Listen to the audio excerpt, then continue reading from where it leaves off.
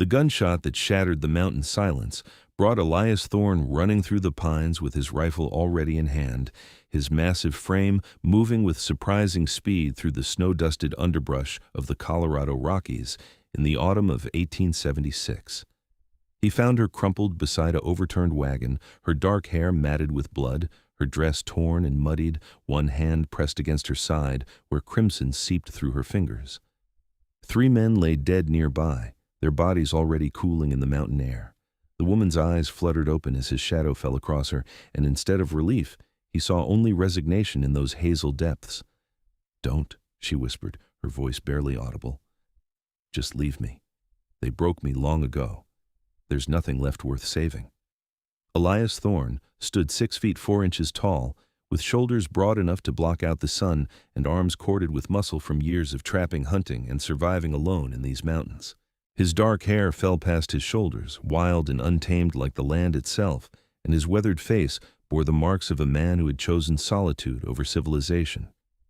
He had not spoken to another human being in 3 months, and he had preferred it that way. But he could not walk away from this woman, no matter what her words demanded. "I don't take orders from dying women," he said, his voice rough from disuse as he knelt beside her. "And you are not dying today." He scooped her into his arms as easily as if she weighed nothing at all, feeling the tremor that ran through her body, the way she tried to pull away even in her weakened state. Her blood soaked into his buckskin shirt, warm against his chest. "Please," she breathed, and he heard something break in that single word. "You don't understand what they did, what I've become." "I understand you are hurt," Elias said, already moving toward his cabin 2 miles up the mountain.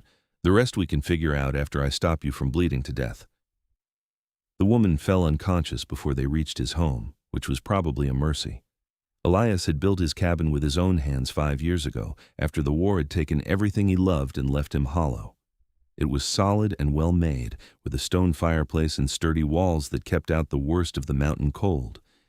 He laid her on his bed, the only bed in the single-room dwelling, and set about saving her life with the same methodical precision he applied to everything.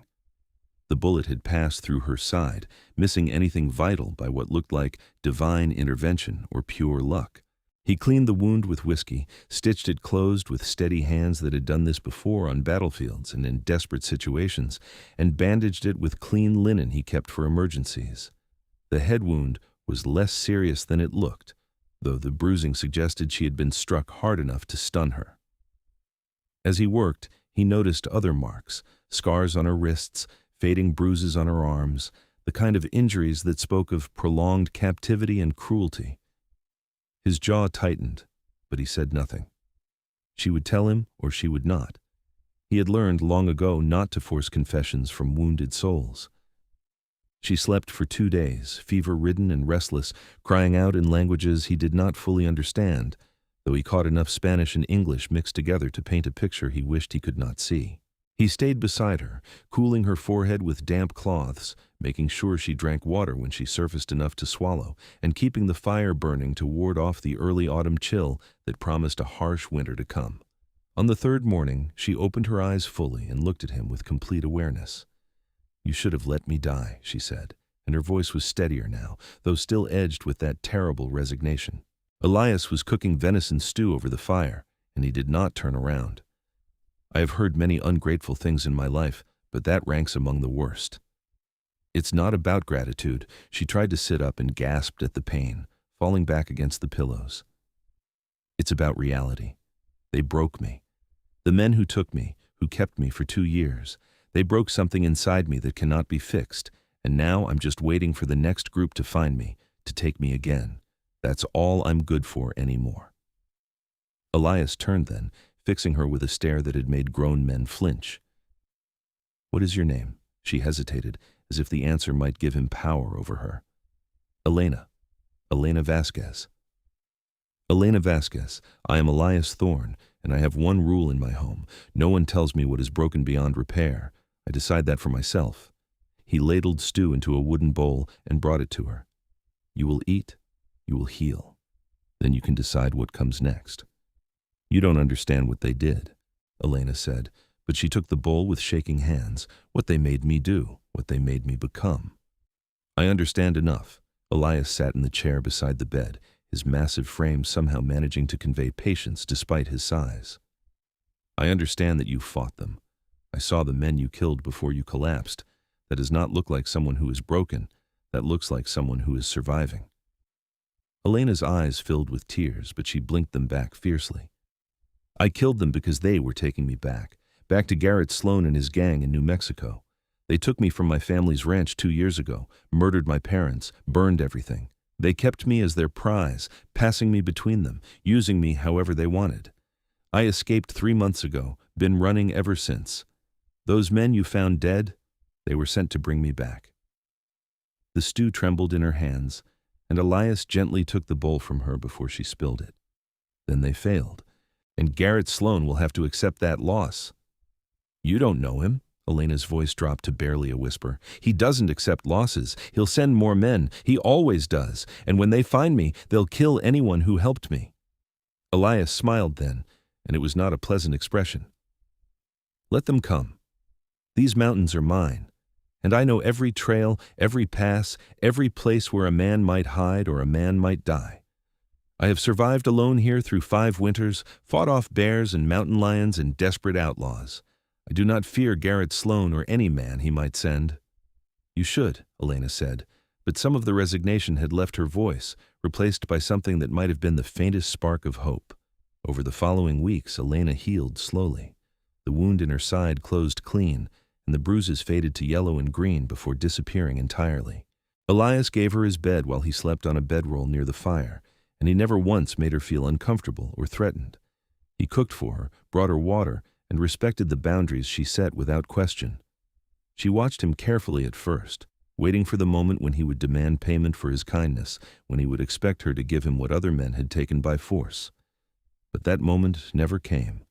Elias treated her with the same quiet courtesy he might show any guest, and slowly, very slowly, she began to relax in his presence. "Why do you live up here alone?" she asked one evening as they sat by the fire, her hands occupied with mending one of his shirts that had torn during a hunting expedition. She had insisted on helping once she was strong enough to move around the cabin, unable to accept care without offering something in return. Elias was sharpening his hunting knife, the rhythmic sound of stone on steel filling the comfortable silence between them. The war took my family, my wife, my daughter. Raiders came through Missouri while I was off fighting for the Union, burned my farm, killed everyone I loved. When I came back and found them gone, I could not bear to stay in a world that had taken everything from me. So I came here, to the mountains, where the only cruelty is nature's, and that at least is honest. Elena's hands stilled on the fabric. How long ago? 6 years this past spring. He tested the edge of the blade against his thumb, nodded in satisfaction, and set it aside. I thought the grief would kill me at first. Some days I hoped it would. But the mountains have a way of putting things in perspective. Up here, survival takes all your focus. There is no room for drowning in sorrow when you need to hunt for food, chop wood for winter, defend your territory from predators. The grief is still there.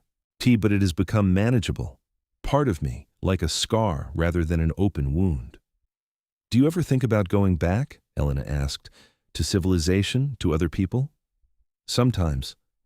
Elias looked at her across the firelight, and she saw depths in his dark eyes that she had not noticed before. But then I remember that civilization gave us the war, gave us the men who killed my family, gave us raiders and thieves and cruelty packaged as righteousness. Up here, a man or woman knows where they stand. The mountain will kill you if you are foolish or unlucky, but it will not lie to you first. Elena nodded slowly, understanding more than he had said aloud. I felt that way when I escaped, like I could never trust anything civilized again, because civilization was where Garrett Sloan and his men existed, where they could take a girl from her family and no law stopped them. The law is thin on the ground out here, Elias agreed. A man makes his own justice, for good or ill. And a woman? Elena asked, meeting his eyes with sudden intensity. Can a woman make her own justice too? I believe she can. Elias held her gaze steadily. I believe you already have. Something shifted between them in that moment, some understanding that went deeper than words. Elena felt it like a warmth spreading through her chest, melting ice she had not realized had formed around her heart. As October gave way to November, the first real snows came to the high country. Elias took Elena with him on shorter hunting trips, teaching her to read animal tracks, to move quietly through the forest, to shoot his rifle with accuracy. She proved an eager student, soaking up every skill he offered like a woman determined never to be helpless again. "You're a natural," he told her one afternoon after she brought down a deer with a single clean shot. "Better than most men I taught to shoot during the war."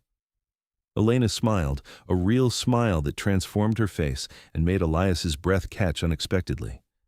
"I'm motivated.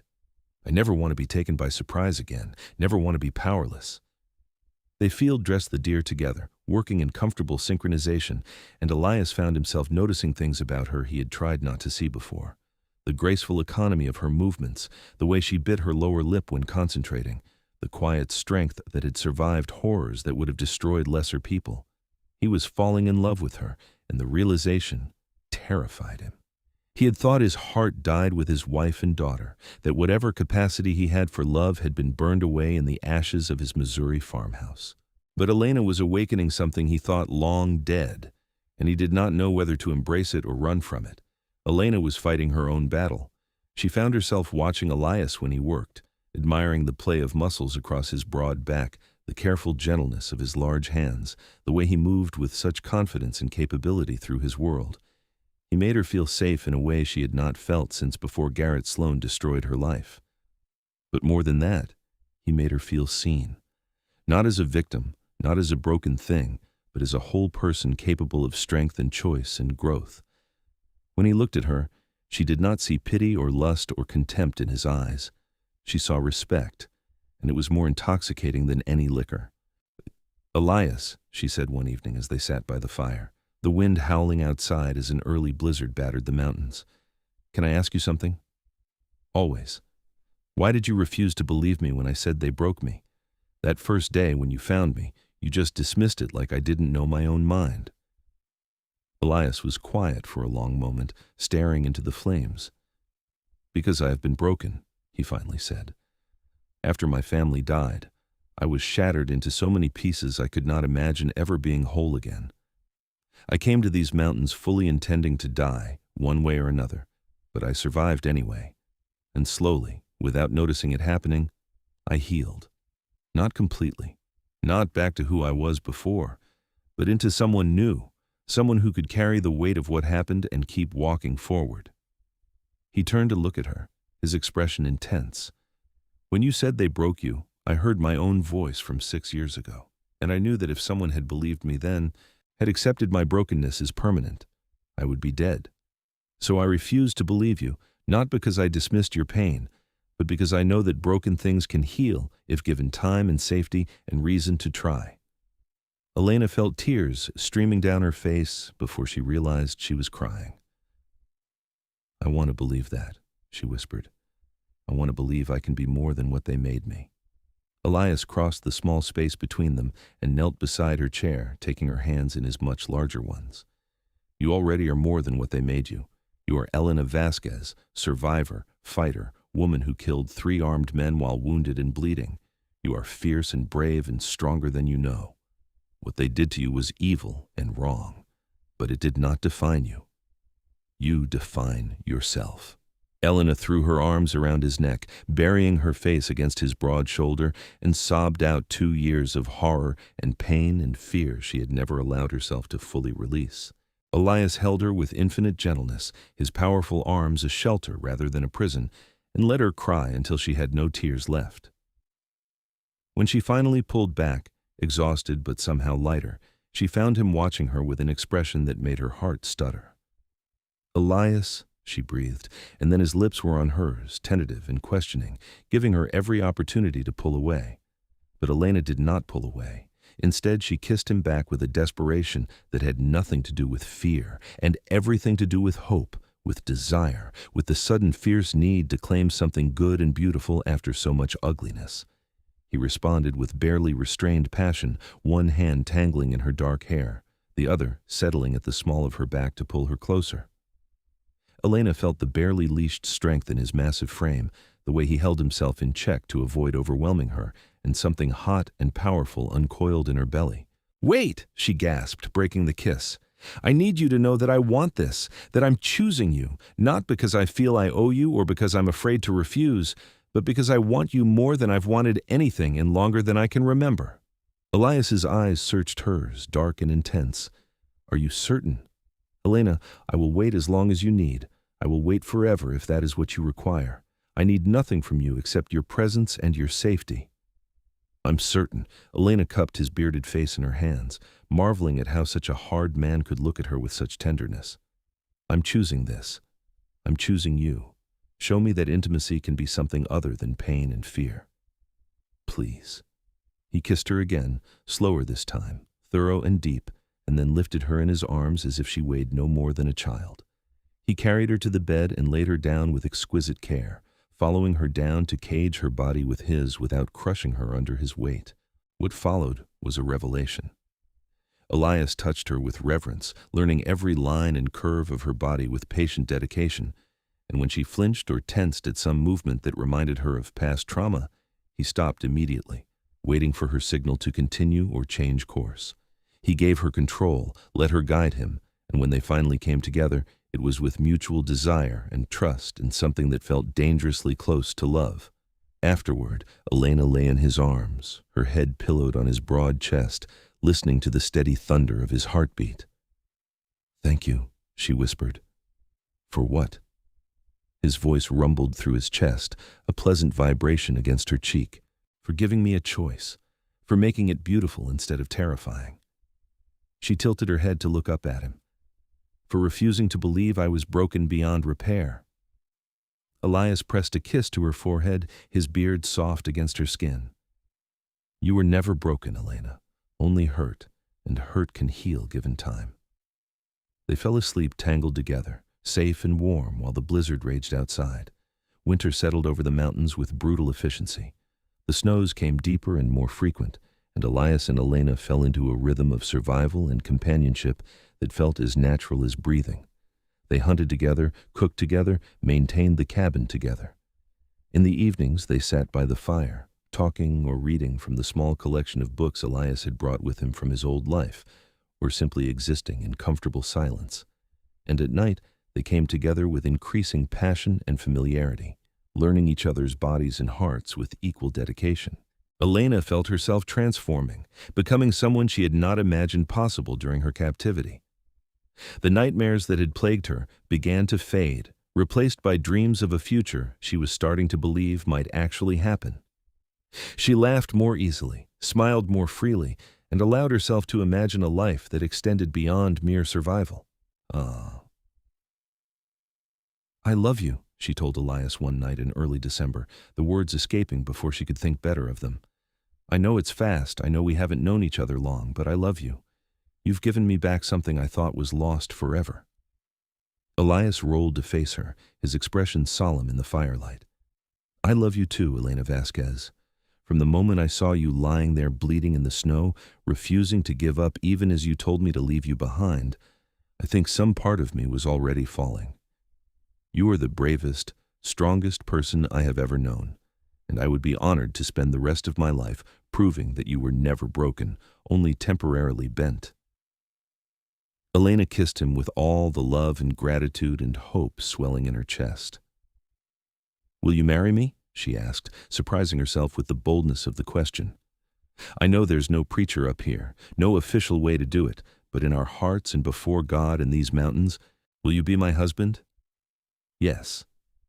Elias's answer was immediate and absolute. "Before these mountains and God and whatever future we can build, yes, I will marry you. I will be your husband and your partner and your shelter for as long as you will have me." They spoke vows to each other that night, simple and heartfelt, promising love and fidelity and partnership until death separated them. They had no rings, no witnesses beyond the wind and the wolves, but Elena had never felt anything more binding or true. "I am yours," she told him, "and you are mine, in this life and whatever comes after." "Always," Elias agreed, and sealed the promise with a kiss that tasted of forever. Christmas came, marked only by a special meal of venison roast and dried berry pie that Elena made from Elias's carefully hoarded supplies. They exchanged simple gifts.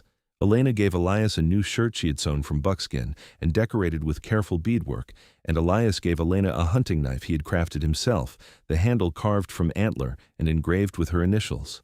"So you will always have a weapon," he said as she turned it over in her hands, admiring the craftsmanship. "So you will never be helpless again."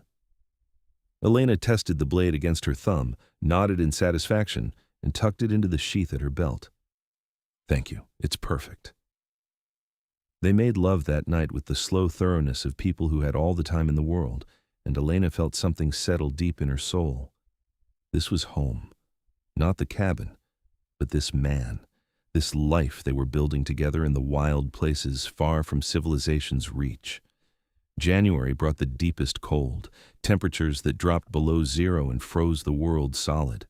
Elias and Elena stayed close to the cabin during the worst of it, venturing out only for essential tasks like hunting and gathering firewood. They spent long hours in bed, wrapped around each other for warmth, talking about everything and nothing. "Tell me about your family," Elias said one afternoon as they lay together, his fingers tracing idle patterns on her bare shoulder. "Before Sloane took you." Elena was quiet for a moment, gathering memories she had tried to bury.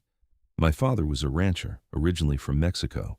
He came north to Colorado Territory in the 50s, worked for years as a vaquero before saving enough to buy his own land. My mother was the daughter of a trading post owner, half Irish and half Ute. They fell in love and married despite both families objecting to the match." She smiled at the memory, bittersweet but no longer agonizing. "I grew up speaking 3 languages, Spanish at home with my father, English with my mother's family, and Ute with my grandmother. We had a small ranch in the southeastern part of the territory, running cattle and trading horses. It was a good life, hard but honest." "What happened?" Elias asked gently. "Garrett Sloane decided he wanted our water rights." Elena's voice went flat. "He made an offer, my father refused, and a week later, Sloane's gang rode in during the night. They shot my parents in cold blood, burned the house and barn, scattered the livestock. They took me because Sloane said I was pretty enough to be worth keeping." She took a shaky breath. "They kept me for 2 years. At first I fought, but they beat that out of me. Then I tried to escape, and they caught me and made an example of what happens to runaways. Eventually, I learned to survive by being quiet and obedient and waiting for my chance. 3 months ago, Sloane left me in the care of just 2 men while he took the rest of his gang on a raid. I killed one with a rock while he slept, shot the other with his own gun, and ran. And you have been running ever since," Elias finished, "until those 3 found you." "Until you found me," Elena corrected. "Until someone finally refused to let me give up." Elias pulled her closer, his massive arms a protective fortress. "I will not let him take you back, Elena. I swear on my life and the memory of everyone I have lost, Garrett Sloane will never touch you again." "He'll come," Elena said quietly. "When spring arrives and the pass is clear, he'll send more men. He's a prideful bastard who can't stand losing something he considers his property." "Then we will be ready." Elias's voice was grim with determination. "I know these mountains better than any outsider could. We have months to prepare, to set up defenses, to plan for every contingency. And if it comes to a fight, I have survived worse odds." Elena tilted her head back to look at him. "You would risk your life for me?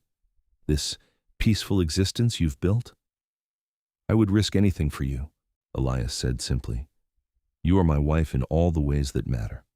I will defend you with everything I am." They spent the rest of the winter preparing. Elias showed Elena every escape route from the cabin, every hidden trail, every cave and overhang where a person might take shelter. They cached supplies at strategic locations throughout the mountains, food, weapons, blankets, everything they might need to survive if forced to flee. Elias taught her more advanced shooting techniques, how to reload quickly under pressure, how to stay calm when fear threatened to overwhelm. "You already have the most important quality," he told her as they practiced marksmanship on a sunny February afternoon. "You have the will to survive. The rest is just mechanics." Elena proved herself an exceptional student, her accuracy improving with each session until she could match Elias shot for shot. She also grew stronger. The months of good food and physical activity, building muscle and endurance she had lost during her captivity. I feel like myself again, she told him one evening as they walked back to the cabin after checking their trap lines. Or maybe like a new version of myself, stronger than before, harder, but also more capable of joy because I understand how fragile it can be. Elias took her hand, threading his fingers through hers. You are magnificent. Every day I wake up beside you. I thank whatever force brought you into my life. March arrived with warming temperatures and the first signs of spring. The snow began to melt in earnest, turning the mountain streams into rushing torrents and transforming the forest into a sea of mud. Elias grew more watchful, his rifle never far from hand, his eyes constantly scanning the tree line whenever they ventured outside. How soon do you think they will come? Elena asked one morning as they worked together to repair winter damage to the cabin's roof. Soon. Elias hammered a shingle into place with more force than necessary. The passes will be clear within weeks. If Sloan is serious about retrieving you, he will send men as soon as travel is feasible. How many do you think? Elena's voice was steady, but he heard the tension underneath. Hard to say. The 3 you killed probably reported back before they found you, so Sloan knows roughly where you were heading. I would guess no fewer than 5, possibly as many as 10 if he wants to be certain. Elias set down his hammer and turned to face her. Elena, if it comes to a fight, I need you to promise me something. What? If I tell you to run, you run. No arguments, no hesitation. You take the escape route we planned, and you go to ground until it is safe. His dark eyes were intense with urgency. I can hold them off, can buy you time to get away, but only if I know you are not in the line of fire. Elena shook her head firmly. I'm not leaving you to face them alone. We're partners, remember? We fight together or not at all. Elena. No. Her voice was sharp with determination. I spent 2 years as a helpless victim, Elias. I'm done with that. I'm done running and hiding and letting other people decide my fate. If Sloan's men come for me, they'll find a woman who knows how to shoot, how to fight, and how to defend what's hers. And you're mine, Elias Thorne. I'm not abandoning you. Elias looked at her for a long moment, and she saw pride and fear and love warring in his expression. Finally, he nodded. All right, we fight together, but you follow my lead on tactics. I have more experience with this kind of combat. Agreed. Elena sealed the promise with a kiss that tasted of spring and hope and defiance. The attack came 3 weeks later, in early April, when the mountain meadows were just beginning to green. Elias had set up an early warning system using carefully placed bells and tripwires on the main approaches to his cabin, and the soft chiming of disturbed metal woke them both in the dark hour before dawn. They're here, Elias said, already moving to gather weapons. At least 6 coming up the eastern trail. Elena was on her feet instantly, pulling on her clothes and checking her rifle with hands that were steady despite the fear coursing through her veins. What's the plan? We fought up in the cabin. It's built solid, stone fireplace, heavy door, good fields of fire from the windows. They'll have to come across open ground to reach us, which gives us the advantage. Elias barred the door and began arranging their weapons and ammunition within easy reach. We wait for them to make the first move, see what they are after. Maybe we can talk them down. They're here for me, Elena said flatly. Garrett Sloan sent them. There won't be any talking. She was proven right when the sun rose enough to illuminate the clearing around the cabin. 7 men emerged from the tree line, all heavily armed, spreading out to surround the structure. Elena recognized one of them from her time in captivity, a cruel-faced man named Hector who had taken particular pleasure in her suffering. Elena Vasquez, Hector called out, his voice carrying across the clearing. Mr. Sloan wants you back, girl. Come out peaceful and we won't kill your mountain man friend. Fight us and we'll burn you both out and bring your corpse back if that's what it takes. Elias looked at Elena, eyebrows raised in question. She shook her head firmly. I'm not going back. I'd rather die. You won't die, Elias said with absolute conviction. He moved to the window, rifle at the ready, and called back, The woman is my wife. She stays with me. Ride away now and live. Force this and you will die on this mountain. Harsh laughter greeted this declaration. Your wife? Sloan's whore is playing house with a hermit? That's rich, Hector spat on the ground. Last chance, mountain man. Send her out or we come in and take her. Try it, Elias suggested, and shot the man standing closest to the cabin through the shoulder, sending him spinning to the ground with a scream of pain. All hell broke loose. The remaining 6 men scattered for cover, returning fire at the cabin windows. Bullets thudded into the heavy log walls and shattered the few panes of glass. But Elias had prepared for this. He had already replaced the glass with solid wooden shutters pierced with gun ports, and he and Elena took up positions covering different angles. "Remember your training," Elias said calmly as he reloaded. "Pick your targets, control your breathing, make every shot count. We have ammunition and water cached inside, plus enough food for a week-long siege. Time is on our side." Elena sighted down her rifle, found one of Sloane's men foolish enough to expose himself as he moved between trees, and squeezed the trigger. The man dropped, clutching his leg, and his companion shouted in alarm. "Good shot," Elias said with grim approval. "Wounded but not dead. The others will have to spend time and effort getting him to cover, which means fewer guns aimed at us." The firefight settled into a tense pattern.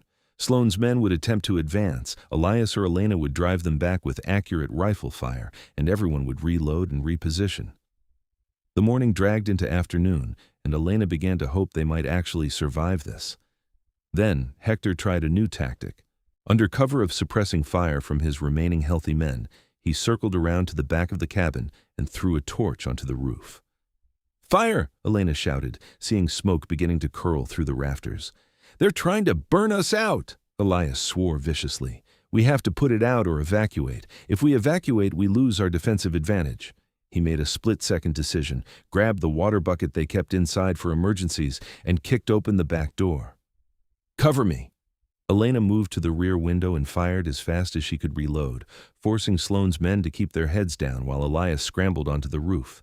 He doused the flames before they could properly catch, but in the process, he exposed himself to enemy fire for precious seconds.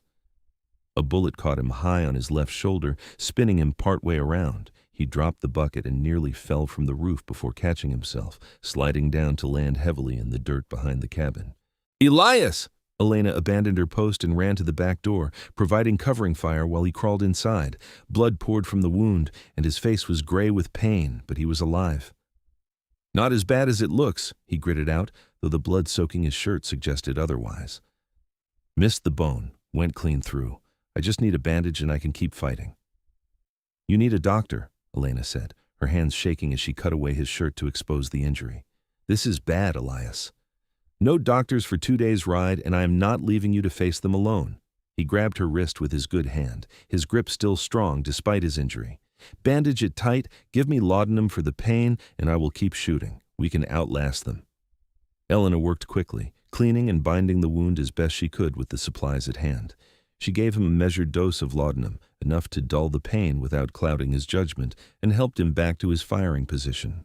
They held through the afternoon and into the evening, Elias shooting despite his injury, Elena compensating for his reduced mobility by covering more angles.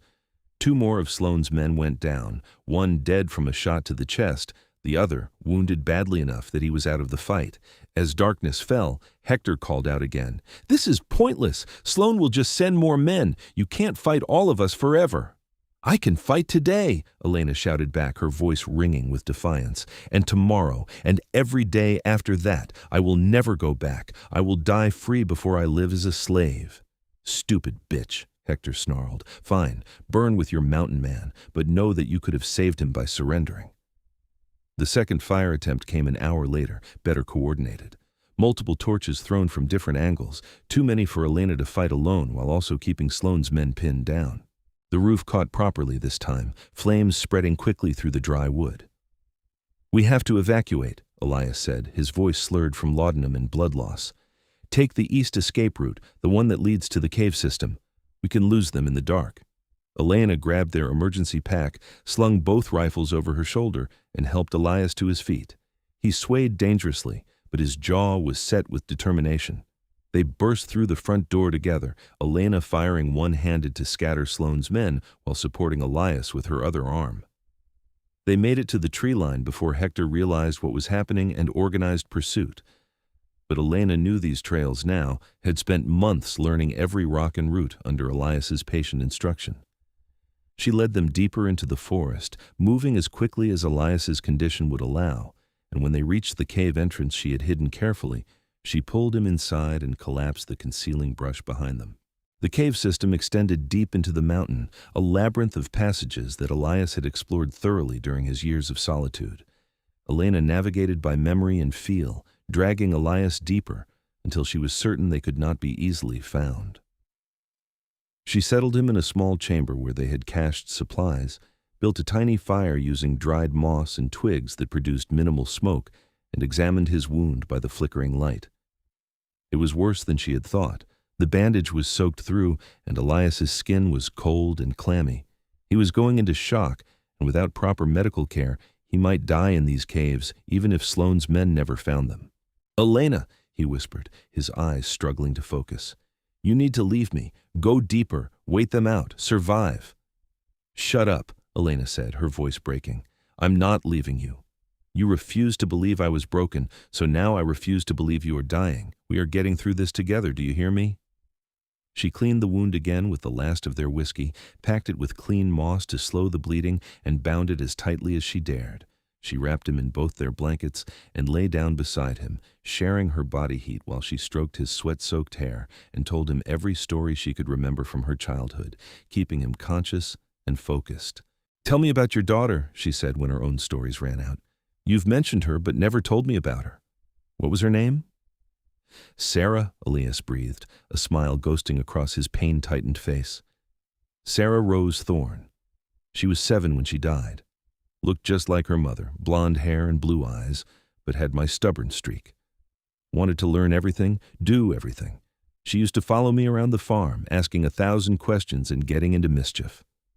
His voice faded, and Elena squeezed his hand urgently. "What else? Tell me more." "She loved horses," Elias continued, his words slurring together, "could ride before she could properly walk. We had this old mare, gentlest creature in creation, and Sarah would spend hours in the stable just talking to her, telling her secrets." A tear tracked down his weathered cheek. "I miss her every day, miss both of them. Thought I would never love anyone again after losing them." "But you do," Elena said fiercely. "You love me, and I love you, and you are not leaving me alone in this world. Fight, Elias. Fight like you fought in the war, like you fought to survive these mountains, like you fought to save me. Don't give up now." He squeezed her hand weakly. "Not giving up. Just tired." Elena held him through the night, monitoring his breathing, keeping him warm, and praying to every god she could name that he would survive until morning. The fever came as dawn approached, and she bathed his face with cool water from their canteen, whispering encouragement and love and desperate pleas for him to hold on. By the time full light filtered into the cave system, Elias was unconscious but still breathing. Elena left him long enough to scout the cave entrance, moving with extreme caution. She could see the smoking ruins of the cabin in the distance and several figures searching the tree line, but none close to their hiding place. She returned to Elias, gave him water when he surfaced enough to swallow, and settled in to wait. They had food for several days, water for slightly less, and Elena was prepared to stay hidden as long as necessary for him to heal enough to travel. 3 days passed in the darkness of the cave. Elias drifted in and out of consciousness, sometimes lucid, sometimes fevered and rambling. Elena cared for him with tireless dedication, changing his dressings, forcing water and broth into him, keeping him as comfortable as their limited resources allowed. On the 4th day, the fever broke. Elias opened his eyes, clear and aware, and looked at Elena with wonder. "You kept me alive," he said, his voice hoarse but strong. "I thought for certain I was dying." "I told you," Elena said, relief making her giddy. "You don't get to die and leave me alone. We're partners, remember? For better or worse, in sickness and health, until we're old and gray together." Elias reached up with his good arm and pulled her down to kiss him. "I love you, Elena Thorne. You are the strongest person I have ever known." "We're both strong," Elena corrected. "Together, we're unstoppable." It took another week before Elias was well enough to travel, and even then he was weak and had lost significant weight. But his shoulder was healing clean, the bleeding had stopped, and his determination to survive matched Elena's own. They emerged from the caves cautiously, checking constantly for signs of Sloane's men. Elena found evidence that the gang had searched the area for several days before giving up and heading back south. The cabin was a total loss, burned to its stone foundation, but most of their cached supplies scattered throughout the mountains remained untouched. "We can rebuild," Elias said, surveying the damage with a grim expression. "It will take time, but we have the materials and the knowledge. By winter we can have a new cabin, stronger and better defended than before." Elena nodded, but her expression was troubled. "Elias, what if Hector was right? What if Sloan just keeps sending men until one group succeeds? We can't fight off attackers forever, and I won't watch you die protecting me." "Then we change the game," Elias said. "We stop running and hiding, and we deal with the threat at its source." Elena stared at him. "You mean kill Garrett Sloan?" "I mean exactly that." Elias's voice was hard as the mountain stone. "He will never stop hunting you as long as he draws breath. So we take that breath away. We go to New Mexico, we find him, and we end this permanently." "That's insane," Elena said. "Sloan has a whole gang protecting him. It would be suicide." "Maybe," Elias met her eyes steadily. "But staying here and waiting for the next attack is slow suicide. At least this way we take the fight to him, control the terms of engagement, and I would rather die fighting for our future than live constantly looking over my shoulder." Elena considered his words carefully. The old Elena, the broken girl who had whispered that they had destroyed her long ago, would have counseled caution, hiding, accepting a limited life circumscribed by fear. But she was not that girl anymore. She was Elena Thorne, wife of a mountain man, survivor and fighter, and she was done letting Garrett Sloan control her existence. "All right," she said finally. "We go to New Mexico and we end this. But we do it smart, with planning and preparation. We are not throwing our lives away in a reckless assault." Elias smiled, fierce and proud. "I would expect nothing less. We will be patient, methodical, and when we strike, Garrett Sloan will never see us coming." They spent the next month preparing for their mission. Elias healed fully, regaining his strength and mobility through careful exercise and Elena's determined nursing. They gathered intelligence through carefully cultivated contacts in the nearest town, learning everything they could about Sloan's operation, his routine, his vulnerabilities. Garrett Sloan, they discovered, had grown arrogant with success. His gang operated openly from a fortified ranch in southeastern New Mexico territory, raiding with impunity and bribing or intimidating any lawman who might have challenged him. He traveled with guards but considered himself untouchable, and his pride had made him sloppy. "That's our advantage," Elias said as they studied the information they had gathered. "He expects people to fear him, to run from him. He does not expect a frontal assault by two people who have nothing to lose and everything to gain." They left the mountains in early June, traveling light and fast, two hard-eyed riders on equally hard-bitten horses. Elena had transformed from the broken woman Elias had found 8 months ago into something fierce and dangerous, a warrior who carried herself with lethal confidence. Elias rode beside her, his massive frame and long hair and multitude of weapons marking him as exactly what he was, a man who had survived things that killed weaker people. The journey south took 3 weeks, through changing terrain and increasing heat. They avoided towns when possible, camping rough and moving primarily at dawn and dusk to avoid the worst of the summer sun. They spoke little during the ride, conserving energy and focusing on the task ahead. They reached the area around Sloan's ranch in mid-July and spent a week scouting, learning patterns, identifying weaknesses. The ranch was indeed fortified, but carelessly so, relying more on reputation than actual security. Guards grew bored and inattentive during the heat of the day. Patrol routes were predictable and easily avoided, and Sloan himself rode out most afternoons to inspect his various illegal enterprises, taking only 3 or 4 men with him instead of his full gang. "That's when we take him," Elena said, "on the road, away from reinforcements, when he feels secure enough to be careless." They chose their ground carefully, a narrow canyon where the road pinched down to single-file passage, with high walls offering concealment and multiple escape routes. They positioned themselves on opposite sides, creating a crossfire that would be devastating to anyone caught in the kill zone.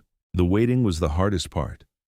Elena felt her heart pounding as she heard hoofbeats approaching, felt sweat that had nothing to do with the July heat trickling down her spine. Beside her hiding place, Elias was a rock of calm determination, his rifle ready, his expression set. 4 riders came through the canyon, 3 guards, and in the center of the formation, Garrett Sloane himself. Elena had only seen him a handful of times during her captivity, usually when he came to remind her that she belonged to him and that any thoughts of freedom were illusions. He was a big man, running to fat now but still dangerous, with cold eyes and a cruel mouth. Elias fired first, taking down the lead guard with a shot to the chest. Elena followed a heartbeat later, hitting the rear guard and dropping him from his saddle. The remaining guard panicked, firing wildly at shadows while trying to control his spooked horse. Elias's second shot ended his confusion permanently. That left Garrett Sloane, fighting to keep his own mount under control, reaching for his pistol. But Elena was faster. She stepped out from cover, rifle leveled at his chest, and her voice rang out clear and hard. "Remember me?" Sloane's eyes widened in recognition and disbelief. "You, Elena Vasquez, you should be dead." "I should be a lot of things," Elena agreed. "Dead, broken, too terrified to resist. But instead, I'm here, with a rifle pointed at your black heart, and you're about to learn what happens when you underestimate the people you hurt." "Wait," Sloane said, his voice taking on a wheedling tone. "We can make a deal. I have money, supplies, anything you want. Just let me ride out of here." "There is no deal," Elias said, emerging from his own position to stand beside Elena. "You made this inevitable when you decided this woman was property you could own." Sloane looked between them, saw only implacable resolve, and went for his gun in a desperate last move. Elena shot him through the heart before his pistol cleared the holster. He fell from his horse with a look of surprised outrage, hit the ground hard, and lay still. She walked over to his body, looked down at the man who had stolen 2 years of her life and countless hours of her peace, and felt absolutely nothing. "It's over," she said quietly. "He can never hurt me again." Elias came to stand beside her, his arms sliding around her waist in support. "It's over," he agreed. "You're free, Elena, truly free. What happens now is entirely your choice." They left the bodies where they lay, knowing that Sloane's gang would find them eventually and draw their own conclusions. Without their leader, the gang would likely fragment, each member going their own way rather than risk staying together and drawing attention from law enforcement or rival criminals. The threat was ended, not through law or justice, but through the direct action of a woman who refused to remain a victim. They rode north, back toward the mountains, back toward home. They traveled more slowly this time, savoring the journey, stopping in small towns to resupply and occasionally to simply exist among other people. Elena found that she could function in civilization again, could interact with strangers without fear, because she knew with bone-deep certainty that she could defend herself if necessary. "What do you want to do?" Elias asked one evening as they camped under the stars somewhere in southern Colorado. "We could rebuild the cabin, return to the mountains, or we could settle somewhere else, find a town, start a different kind of life. I will follow wherever you lead." Elena thought about it, considering options she had not dared imagine months ago. "I want the mountains," she said finally. "I want to rebuild our cabin and live our life away from the complications of civilization. But not as complete hermits. I want to be part of something larger occasionally, to ride down to the nearest town every few months, to maintain connections to the world." "That sounds perfect," Elias said, pulling her close. "We will build a life that honors both our need for solitude and our need for community. We will be part of the world, but not consumed by it." They reached the high country in early September, as the aspens were just beginning to turn gold. The burned remains of the cabin still stood like a memorial to the violence they had survived, but Elias and Elena saw it differently now. It was not an ending, but a beginning, the foundation on which they would build something better. They spent the fall rebuilding, working side by side to raise walls and roof, to create a home that was larger and stronger than before.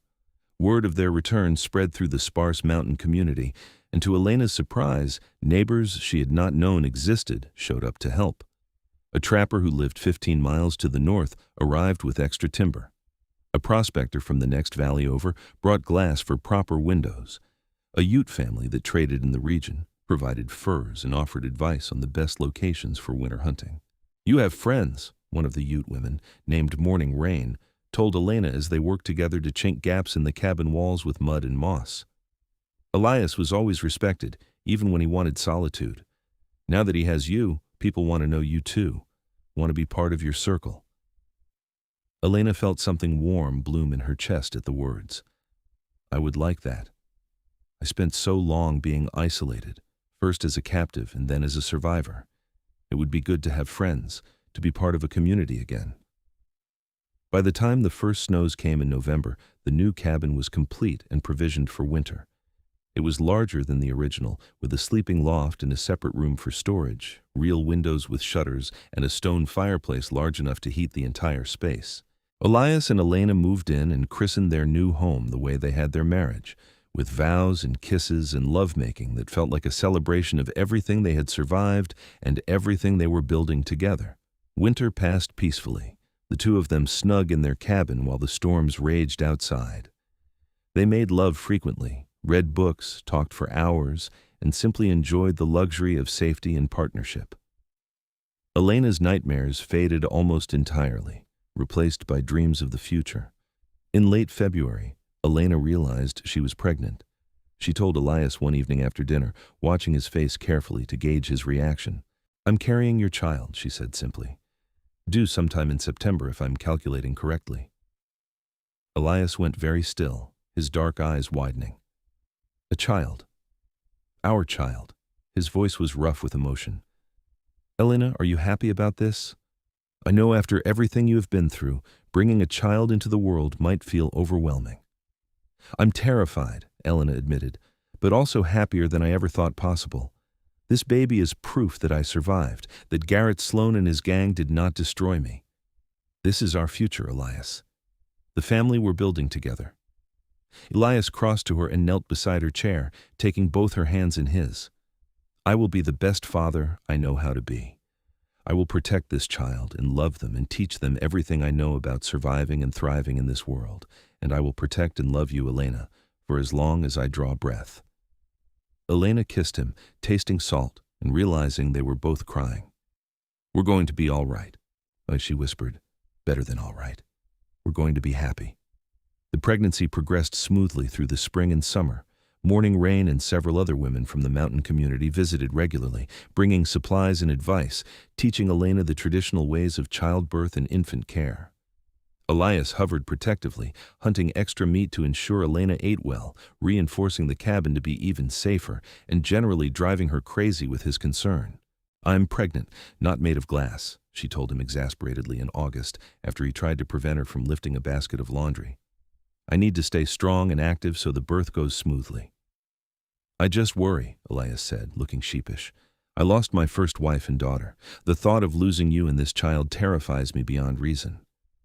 Elena softened, taking his hand and placing it on her swollen belly where their child kicked vigorously. Feel that? That's strength. That's life. This baby is a fighter, just like both of us. We're going to be fine, Elias. I promise. Labor began on a clear September morning, the mountains dressed in early fall colors. Morning Rain arrived with two other experienced women, taking charge with calm efficiency that allowed Elias to support Elena without panicking. The birth was long and difficult, lasting through the day and into the night, but Elena had survived worse pain and faced it with gritted determination. Their son was born just before midnight, arriving with a lusty cry that announced his displeasure with the world. He was large and healthy, with his father's dark hair and his mother's hazel eyes, and Elena fell in love with him the moment the midwife placed him in her arms. Jacob, she said, looking up at Elias with tired joy. I want to name him Jacob, after my father. Jacob Thorne, Elias said, his voice thick with emotion as he looked at his newborn son. It's perfect. He's perfect. You're perfect. He kissed Elena's forehead reverently. Thank you for this gift, for our family, for our future. The first year of Jacob's life passed in the exhausting blur common to all new parents. Elena and Elias took turns walking the floor with a colicky infant, learned to function on minimal sleep, and marveled at every small milestone. Jacob grew strong and healthy, thriving in the mountain environment, and proved to have his father's temperament, patient, observant, and stubborn as bedrock. They were not alone in raising him. The mountain community rallied around the young family, providing everything from babysitting to supplies to wisdom. Elena had found something she did not know she was seeking: a tribe, a chosen family of people who cared about each other and looked out for one another, despite the vast distances and fierce independence that characterized mountain living. I never imagined this," she told Elias one evening as they sat on their porch watching the sunset while Jacob slept peacefully in his cradle. "When you found me bleeding in the snow 2 years ago, if someone had told me I would end up here, married to you, with a son and friends, and a life I actually want to live, I would not have believed them." "I would not have believed it either," Elias admitted. "I came to these mountains to die slowly and alone. Instead, I found you, and you gave me reasons to live again. You saved me as surely as I saved you, Elena." "We saved each other," Elena corrected, leaning against his shoulder. "And we built something beautiful from the broken pieces of our pasts." 2 years later, they welcomed a daughter, Sarah Elena Thorne, named for Elias's first daughter and her mother.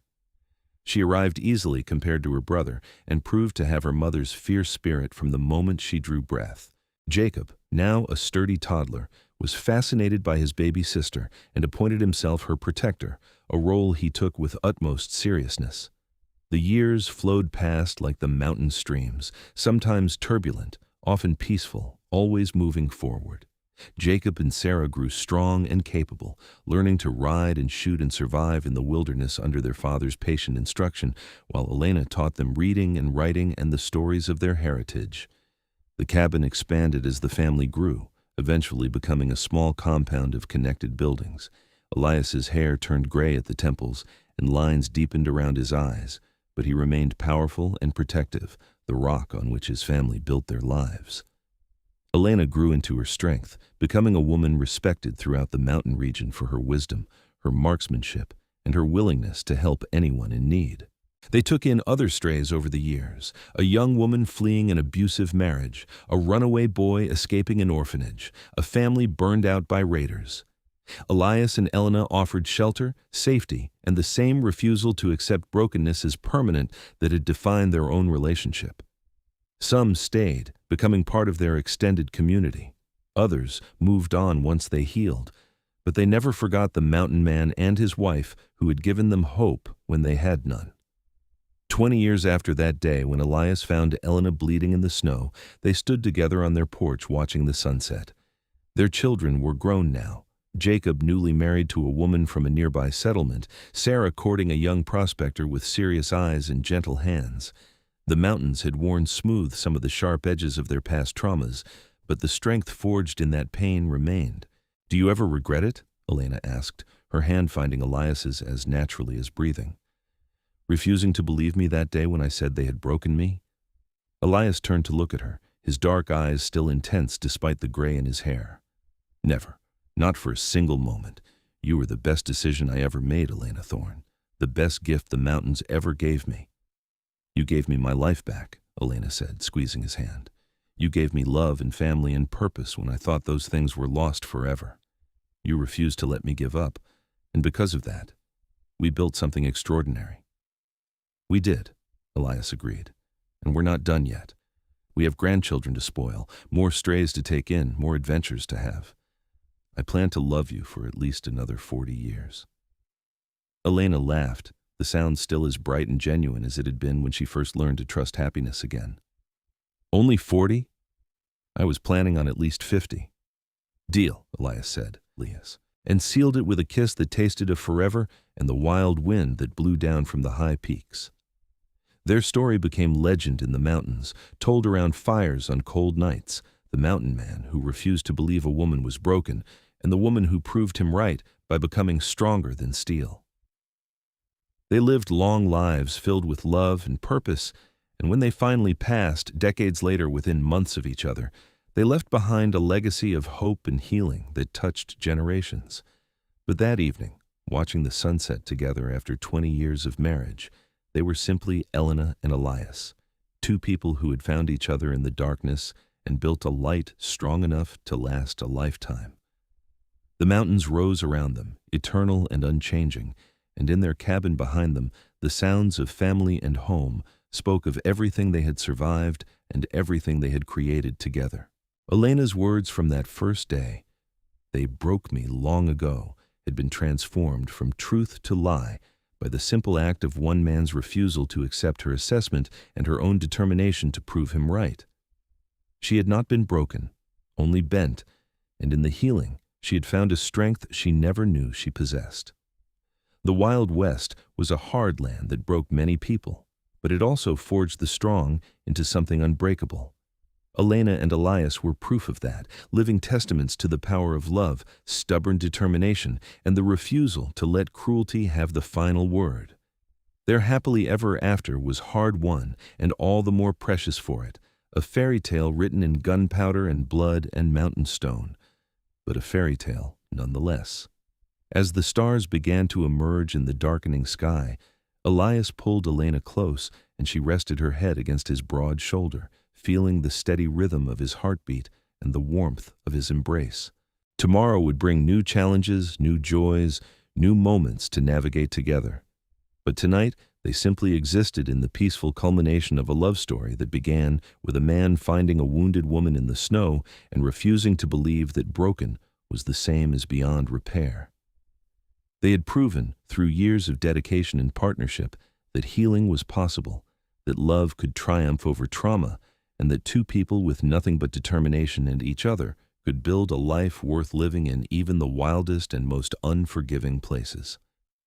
Their story was not one of perfect happiness, for such things do not exist, but of hard-won contentment, deep partnership, and a love that weathered every storm and emerged stronger for the trials it had endured. The mountains kept their secrets, the wind sang its eternal song, and Elena and Elias Thorne lived out their days in the wild and beautiful place they had claimed as home, surrounded by family and friends, secure in the knowledge that they had taken the broken pieces of their pasts and forged them into something whole and beautiful and enduring. It was enough. It was more than enough. It was everything.